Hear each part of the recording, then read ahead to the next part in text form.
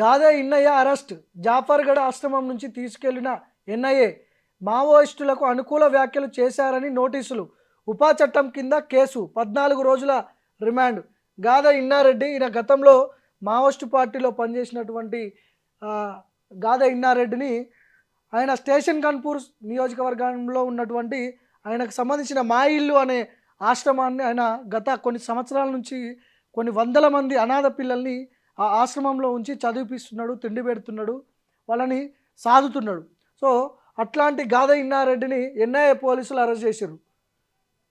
జాఫర్గఢ్ ఆశ్రమంలో అదుపులోకి తీసుకున్న ఎన్ఐఏ మావోయిస్టులకు అనుకూలంగా మాట్లాడారని నోటీసులు. ఉపా చట్టం కింద కేసు, నాంపల్లి కోర్టులో హాజరు, 14 రోజుల రిమాండ్. జనగామ జిల్లా జాఫర్గఢ్ మండలం రేగడి తాండా పరిధిలోని మా ఇల్లు ప్రజాదరణ ఆశ్రమ నిర్వాహకుడు మాజీ మావోయిస్టు నాయకుడు గాదే ఇన్నయ్యను జాతీయ దర్యాప్తు సంస్థ ఎన్ఐఏ పోలీసులు అరెస్ట్ చేశారు. ఇక్కడ మాజీ మావోయిస్టు అని రాయకుండా తెలంగాణ ఉద్యమకారుడుగా, ఆయన ఉద్యమంలో కూడా చాలా కీలక పాత్ర ఉంది కదా, తెలంగాణ ఉద్యమకారుడు గాదే ఇన్నయ్య అని రాయొచ్చు కదా. ఆయన పనిచేసింది 1980లో పనిచేసిండు, 1980లో. సో ఆయన ఆ ఆపరేషన్ ఆ ఫీల్డ్లో ఉన్నప్పుడు ఆయన చెయ్యి ఒక బాంబ్ బ్లాస్ట్లో ఆయన చెయ్యి ఇదైపోతుంది. సో ఆ నేపథ్యంలో ఆయన పని చేయలేని పరిస్థితుల్లో జనజీవన స్రవంతిలోకి వచ్చి ఆయన నివాసం ఉండి ఇక్కడ మొత్తం కలిసిపోయి ఒక ఆశ్రమం పెట్టుకొని ఆయన అనాథ పిల్లలను చదివిచ్చే పనిలో ఆయన ఉన్నాడు. మరి ఇక్కడ మాజీ మావోయిస్ట్ ఎందుకని రాయాల్సి వచ్చింది? తెలంగాణ ఉద్యమంలో కూడా కీలక పాత్ర ఉన్నది కదా. కేసీఆర్ టీఆర్ఎస్ పార్టీ పెట్టినప్పుడు గాదే ఇన్నయ్య సలహాలు సూచనలు తీసుకున్నాడు కదా. ఒక టీఆర్ఎస్ పార్టీలో వన్ ఆఫ్ ది ఫౌండర్ కదా గాదే ఇన్నారెడ్డి. మాజీ మావోయిస్టు అని ఆ పదం ఎందుకు వాడాల్సి వచ్చింది? గతంలో మావోయిస్ట్ అనా? ఇప్పుడు తెలవాలి, ఇప్పుడు ఈయన మావోయిస్టు అని చెప్పి ప్రపంచానికి తెలవాలి కాబట్టి ఇట్లాంటి పత్రికలు ఇట్లా రాస్తుంటాయి. సెప్టెంబర్లో ఛత్తీస్గఢ్ ఎన్కౌంటర్లో మృతి చెందినటువంటి భూపాల జిల్లాకు చెందిన మావోయిస్టు కేంద్ర కమిటీ సభ్యుడు కట్టా రామచంద్రారెడ్డి అంత్యక్రియల్లో ఇన్నారెడ్డి పాల్గొన్నారు. అక్కడ ఓ ఛానల్తో మాట్లాడిన ఆయన మావోయిస్టులకు వారి ఉద్యమానికి అనుకూలంగా వ్యాఖ్యలు చేశారని, చట్ట వ్యతిరేక కార్యకలాపాలకు పాల్పడుతున్నారని పోలీసులు ఉపా చట్టం కింద కేసు నమోదు చేశారు. రామచంద్రారెడ్డి అంత్యక్రియలతో పాటు సంస్కరణ సభలో పాల్గొనడం, నిషేధిత తీవ్రవాద సంస్థకు మద్దతు, వారి ఉద్యమాన్ని ప్రోత్సహించేలా మాట్లాడడం, విప్లవాన్ని ప్రేరేపించేలా వ్యవహరిస్తున్నారని నోటీసుల్లో పేర్కొన్నారు. ఆదివారం ఉదయం 10 గంటలకు ఇన్నయ్య ఆశ్రమానికి వచ్చిన పోలీసులు ఆయా అంశాలకు సంబంధించి సుమారు గంటకు పైగా ఆయనను ప్రశ్నించినట్లు సమాచారం. గంట కాదు, దాదాపు 2 గంటల సేపు ఆయనని ప్రశ్నించడం జరిగింది ఎన్ఐఏ పోలీసులు. ఆ ఆశ్రమం లోపల ఉన్నటువంటి స్టూడెంట్స్ ఎవరైతే ఉంటారో అనాథ పిల్లలు, వాళ్ళు భయభ్రాంతులకు గురైపోయారు. ఇంతమంది పోలీసులు 3-4 కార్లు వచ్చి ఆయనని విచారిస్తుంటే అక్కడ ఉన్నటువంటి పిల్లలంతా పాపం వాళ్ళు ఆగమాగం అయిపోయారు. ఏం జరుగుతుంది, మా డాడీని తీసుకొని ఎక్కడికి వెళ్తున్నారు, అసలే ఆపరేషన్ కగారు జరుగుతున్న నేపథ్యంలో ఎన్కౌంటర్లు జరుగుతున్నాయి, తీసుకుపోయి ఏం చేస్తారా అని చెప్పి ఆ పిల్లలంతా ఒక భయాందోళనకు గురైపోయారు పాపం. ఇన్నయ్య నుంచి 2 సెల్ ఫోన్లు, సిమ్ కార్డులను స్వాధీనం చేసుకున్నారు. ఆదివారం మధ్యాహ్నం ఆయనను హైదరాబాద్లోని నాంపల్లి కోర్టులో హాజరుపరచగా న్యాయస్థానం 14 రోజుల పాటు రిమాండ్ విధించింది. కాగా జాఫర్గఢ్ మండలం సాగరంకు చెందిన ఇన్నయ్య గతంలో కొన్నేళ్ల పాటు మావోయిస్టు ఉద్యమ నేతగా పనిచేశారు. జనజీవనంలోకి వచ్చాక ఇన్నయ్య పుష్పారాణి దంపతులు 2006లో సాగరం క్రాస్ వద్ద మా ఇల్లు ప్రజాదరణ పేరుతో ఆశ్రమం స్థాపించారు. సుమారు 2 దశాబ్దాలుగా అనాథలు, నిరుపేదలు పిల్లలను ఆశ్రమంలో చేర్చుకొని వారి ఉన్నతికి కృషి చేస్తున్నారు. ఇన్నయ్యను విడుదల చేయాలి, గాదే ఇన్నయ్యను వెంటనే విడుదల చేయాలని తెలంగాణ ఉద్యమకారులు డిమాండ్ చేసింది. కేంద్ర హోంమంత్రి అమిత్ షాను విమర్శించినందుకే కక్షగట్టారని పేర్కొన్నది. ప్రభుత్వ దుర్మార్గాలను ప్రశ్నించిన వారిని అర్బన్ నక్సలైట్ పేరుతో అణిచివేస్తూ అక్రమ కేసులు పెట్టడం రాజ్యాంగ విరుద్ధమని టీయూజేఏసీ రాష్ట్ర అధ్యక్షుడు తుమ్మల ప్రఫుల్ రామిరెడ్డి, తెలంగాణ కళాకారుల వేదిక అధ్యక్షుడు పెద్ద యాదగిరి మండిపడ్డారు. కేంద్ర ప్రభుత్వం అప్రజాస్వామికంగా వ్యవహరిస్తూ ప్రజాస్వామ్యవాదులపై ఉపా చట్టం ఉపయోగించి అరెస్టులు చేస్తుందని సిపిఐఎంఎల్ మాస్లైన్ రాష్ట్ర కార్యదర్శి పోటు రంగారావు విమర్శించారు. ఆపరేషన్ కగారును వ్యతిరేకించిన వారిపై కక్ష చర్యలు ప్రారంభించిందన్నారు. ఇందులో భాగంగానే గాదే ఇన్నయ్య మరి కొందరిపై ఉపా చట్టం అమలు చేసి అరెస్టులు చేస్తుందని మండిపడ్డారు. అరెస్టుకు దారి తీసిన వ్యాఖ్యలు ఒక ఒక ఛానల్లో ఆయన కొన్ని కొన్ని మాటలు మాట్లాడతాడు. ఏది రామచంద్రారెడ్డి ఎన్కౌంటర్ తర్వాత ఆ సంస్కరణ సభలో గాదా ఇన్నారెడ్డి గారు పాల్గొంటారు. అందులో కొంత మావోయిజాన్ని ప్రేరేపించేలా వ్యాఖ్యలు చేశారని ఆయన మీద నోటీసులు ఇచ్చి కేసు పెట్టి అరెస్ట్ చేయడం జరిగింది. వాళ్ళ లైన్ అది. ఇంకా మావోయిజం అంతమవుతుంది, అంతం చేస్తామని ఒకవైపు కేంద్ర ప్రభుత్వం చెప్తున్నప్పటికీ మళ్ళా ఇది ఏదో ఈయన చేసిన వ్యాఖ్యలు మావోయిజాన్ని ప్రేరేపించేలా ఉందని చెప్పి ఎన్ఐ ఎంటర్ అయింది. ఎన్ఐ పోలీసులు దర్యాప్తులో భాగంగా మరి దర్యాప్తు చేసిర్రా పూర్తి స్థాయిలో అంటే లేదు, విచారించారు. 2 గంటలు విచారించారు. నాంపల్లి కోర్టు ఆల్రెడీ హాలిడే ఉంటుందని తెలుసు కదా, సండే తీసుకుపోయారు, మెడికల్ టెస్ట్ చేసిర్రు, ఆల్రెడీ ఎమ్మటే రిమాండ్ 14 రోజులు రిమాండ్ చేసిర్రు. కట్టా రామచంద్రారెడ్డి అలియాస్ వికల్ప్ అంత్యక్రియల సందర్భంగా ప్రధాని మోదీ, కేంద్ర మంత్రి అమిత్ షా లొంగిపోయిన 2 మావోయిస్టు నేతలపై గాదా ఇన్నయ్య చేసిన వ్యాఖ్యల వీడియో క్లిప్పింగ్లు మరోసారి తెర మీదకి వచ్చాయి. మోదీ, అమిత్ షా మీరు ఏం సాధిద్దామని రామచంద్రారెడ్డిని అతి కిరాతకంగా చంపేశారు, పిరికి పందల్లా చంపడం గొప్ప అనుకుంటున్నారా, మీ కాళ్ళ దగ్గర తుపాకులు పెట్టిన వాళ్ళ నుంచి సమాచారం తీసుకొని రామచంద్రారెడ్డిని చంపేశారు.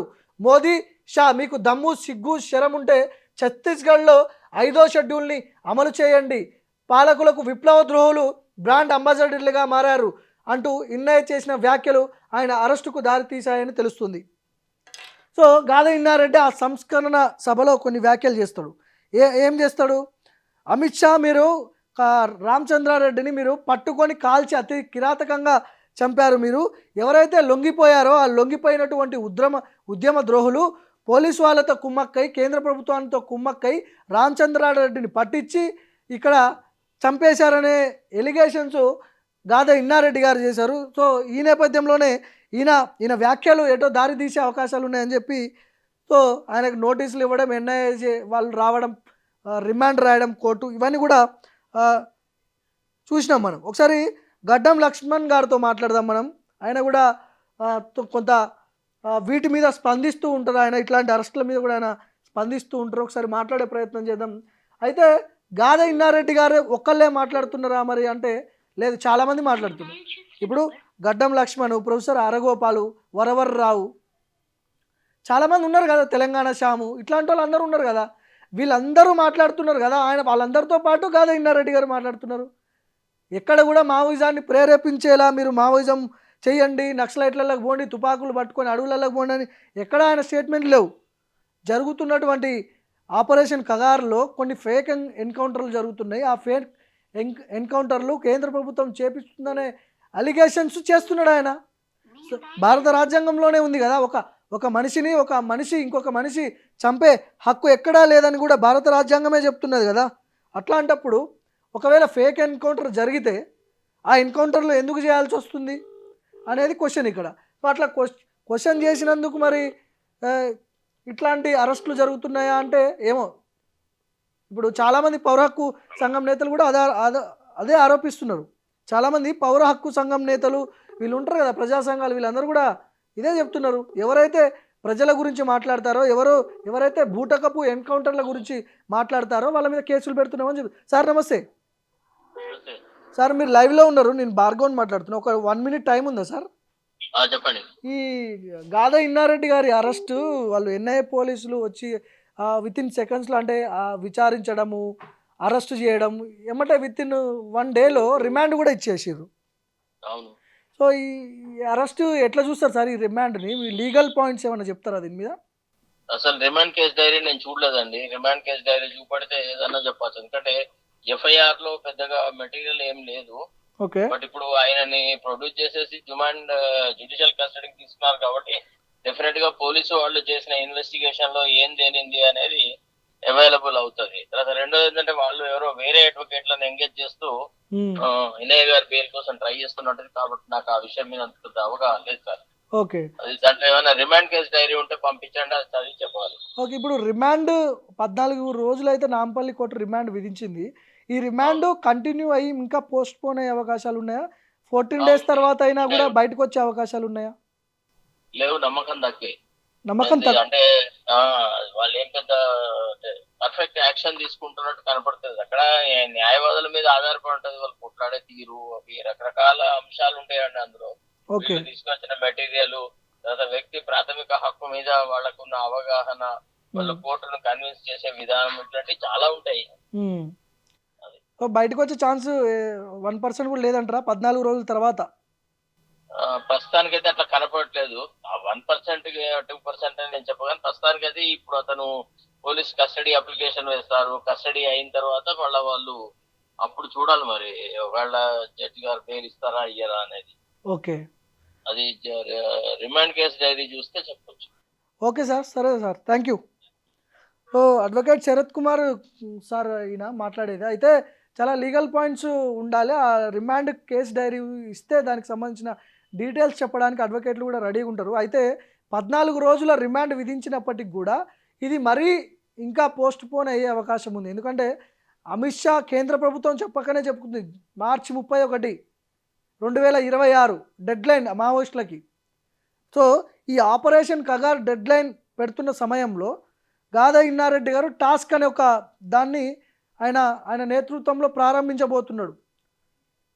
సో ఆ టాస్క్ అనే ప్రోగ్రామ్ని, ఆ కార్యక్రమాన్ని అడ్డుకోవడానికే ఈ ఉపా కేసు పెట్టి లోపలేశారనేది బయట ప్రజా సంఘాలు, పౌర హక్కు సంఘాలు మాట్లాడుతున్నటువంటి చర్చ. శరత్ కుమార్ గారు చెప్తున్న ప్రకారం 14 రోజుల తర్వాత అయినా బెయిల్ వస్తుందా అంటే చెప్పలేమని చెప్తున్నారు. బెయిల్ రావడం కష్టమే.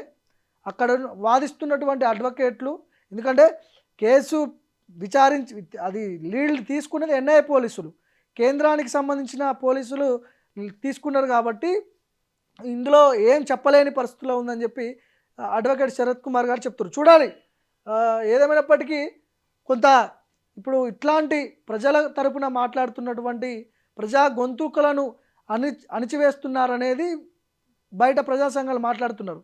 చూడాలి ఏం జరుగుతుందో.